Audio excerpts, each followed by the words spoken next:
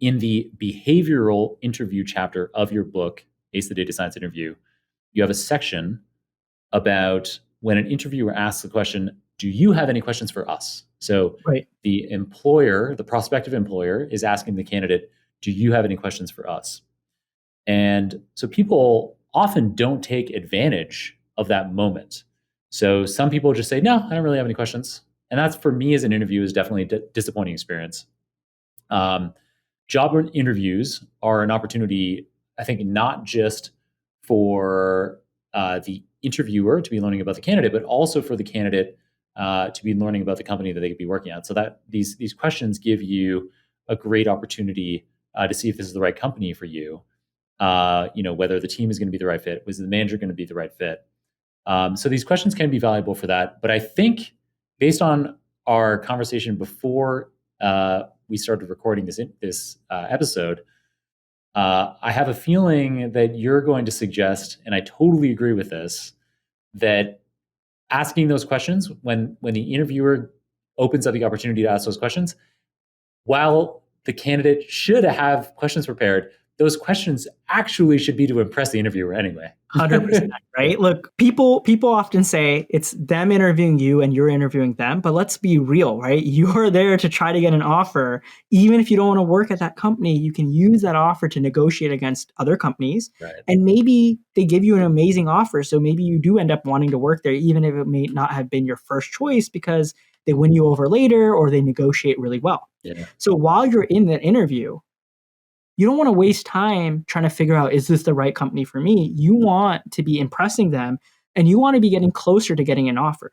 Later on, through back channeling with friends and references and Glassdoor and talking to recruiters, and during negotiation, you can learn more about the company and try to drive a hard bargain. But while you're in the interview, you got to be trying to sell yourself, and asking good questions is one great way to do that.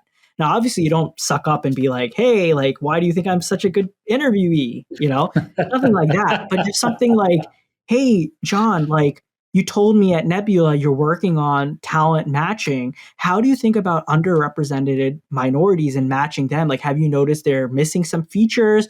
Or how do you make sure there's not bias? Mm-hmm. Suddenly, you're like, whoa, this person knows something about our company, and they ask somewhat of a nuanced, interesting question, not just, hey, John, how do you like working there? Right. Everyone asks that, right? Yeah. It's the same way. You can ask something more nuanced. You can ask something more topical. You can show that you've done your homework. Like, hey, John, I was actually on the Nebula website and I signed up for the candidate portal, and I noticed you asked me 36 questions. Like, how do you use NLP to process those answers? Like, how come it's like unstructured text? Like, I'm curious, like, what does your NLP stack look like? Mm-hmm. Suddenly you're thinking there like, oh, wow, they actually went on our website and pretended they were a candidate, and they actually are asking you about NLP, and now we can nerd out. I would rather hire that person who's nerding out with me than the person who's just like, oh, how many days off are there?